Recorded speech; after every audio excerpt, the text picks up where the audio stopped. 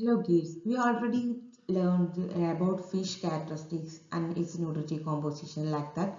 Now we can discuss about fish cookery. We can see what are the principles of cooking fish. Since fish has a little connective tissue and muscle fibers are short, fish requires shorter cooking time. All connective tissue present in collagen of fish is converted into soluble gelatin during cooking, and fish protein coagulation begins at about 60 degrees Celsius, and a high temperature during cooking causes muscle protein to shrink. That is why fish become tough, dry and lacking flavor. Next we can deal with methods of cooking fish. Usually fish cooked by dry heat, that is like broiling, baking and frying. Most heat also can effectively employed in case of fish. Fish such as salmon, mackerel and herring contain some fat, so it requires very little additional fat during cooking. Fish like cod, haddock, halibut and bass contain very little fat, so it requires added fat during cooking. Lobsters turn red when boiled, red from dark purplish blue color because it contains pigments named astaxanthin. It is belong to family of carotenoids. Only during cooking, astaxanthin changed into red color. Shellfish cooked in the shell is said to retain its flavor better. Fish that is oven baked enclosed in a sort of oil paper is called en-papillon. Carefully, the term en-papillon. It is mean by fish that is oven baked enclosed in a sort of oil paper. Fish can be baked with butter, garlic and spices. To test if fish is cooked, insert a fork into the fleshiest part of the fish. Flesh will be flake away if cooked. Flesh loses its translucency and become opaque. Some Indian recipes are fish fry, colombo, cutlet, put and crabs with gravy. Fishes can be spoiled within 5 hours if not stored properly, since it contains many microbes from the around environment like water, river water or ocean water. So first we can see what are the microbiological spoilage. Since bacteria, it contains many bacteria from the water. So since bacteria live on the cold condition, so cold-blooded fish at a rather low ocean temperatures, it contains many bacteria which can live on cold condition. So these bacteria are adapted to cold and continue to grow even under refrigerated condition. So it requires freezing storage. Growth of microorganisms and enzymes affect the quality of the fish. Oysters and clam can become infected with bacteria or virus from water which has become polluted from the sewage. Scrambled fish poisoning is a type of poisoning that is named scrambled fish poisoning is due to the formation of histamine resulting from microbiological decay when fish is held under poor storage condition. That means the poor storage condition means above uh, below 0 degree Celsius. Sorry, above 0 degree Celsius. That means room temperature, just like that. So above 0 to 6 degrees Celsius of temperature storage is required, or is cooking does not provide protection against such as toxins. So it requires high temperature cooking. Only it can only prevent the microbes or kill microbes. Next we can see physiological spoilage. Since fish struggles when coughed and hence all glycogen stores in the muscle and liver of fishes are used up. So no glycogen left for being converted into lactic acid, which helps to increase the pH of tissues and retard the multiplication of microorganisms.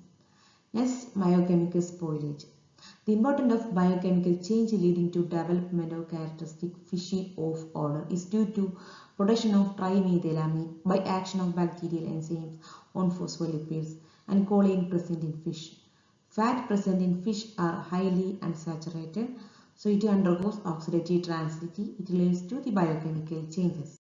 So we can see how to store fish or preservation methods of fishes.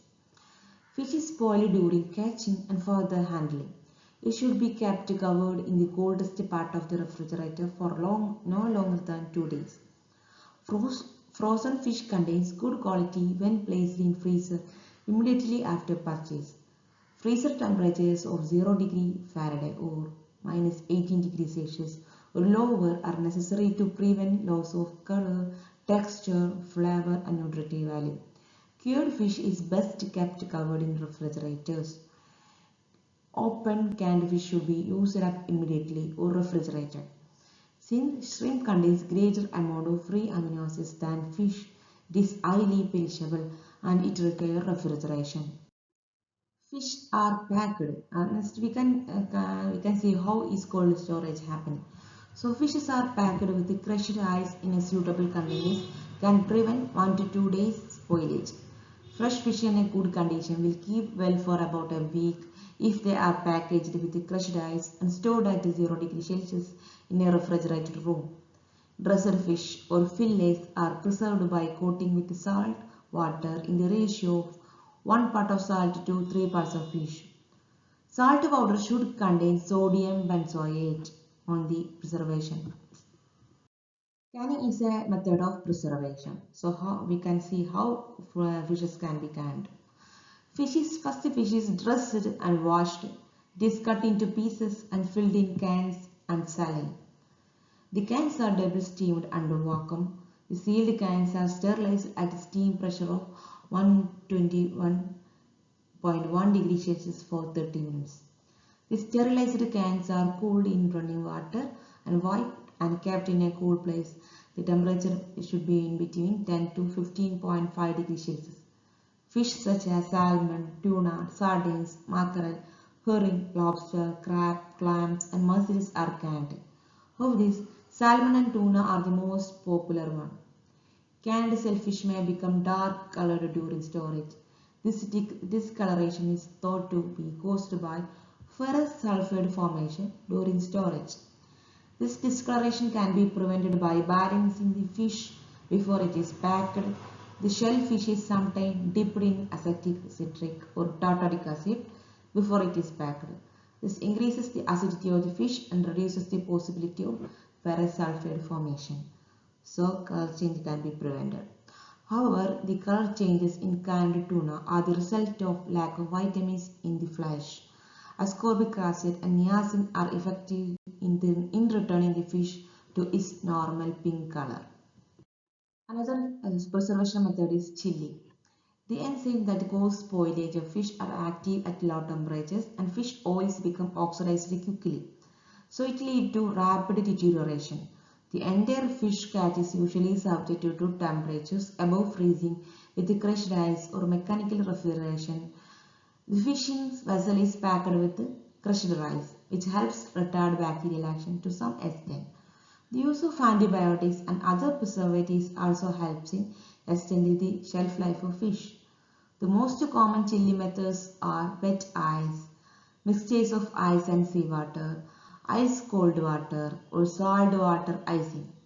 The shelf life of cold water fish chilled to 0 degrees Celsius immediately after postpartum is 1 to 2 weeks, and fish from tropical waters will have a longer shelf life. It is necessary to cool 1 kilogram of lean fish from 25 degrees Celsius to 0 degrees Celsius using 0.25 kilogram of ice.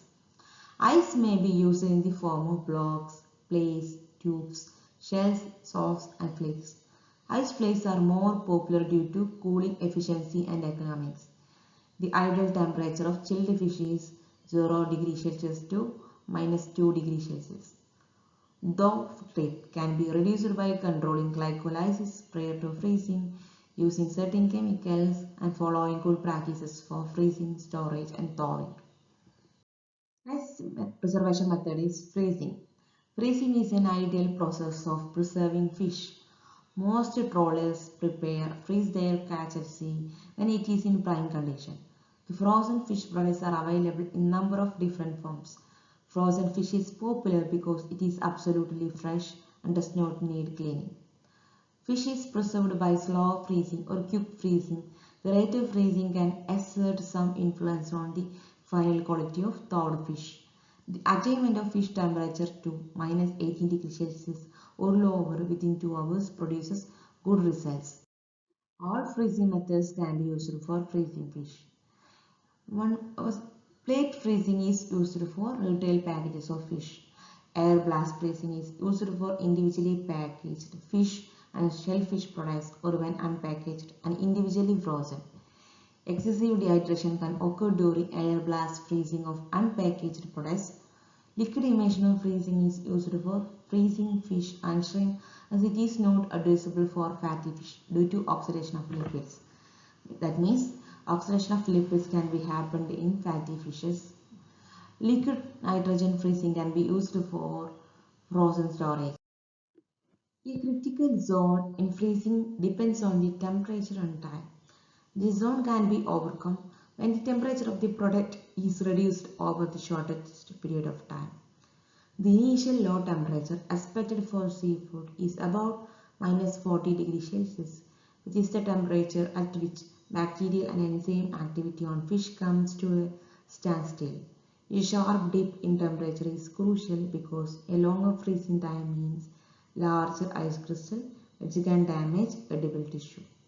Once the peak freeze has been achieved, the storage temperature can be about 23 degrees Celsius. If the freeze and storage temperature rises above minus 10 degrees Celsius, the chances of spoilage increases and the shelf life of the product is reduced. So students, here are three questions for you to discuss. First one is, if you were tasked with developing a cost-effective preservation technique for a coastal fishing community, which method would you choose and why? How would you design a storage plan to keep fresh fish in a supermarket for maximum shelf life while maintaining quality? For a specific type of fish as a strong odor, how would you alter the cooking method or ingredients to enhance its taste and acceptability? So prepare the answers for this.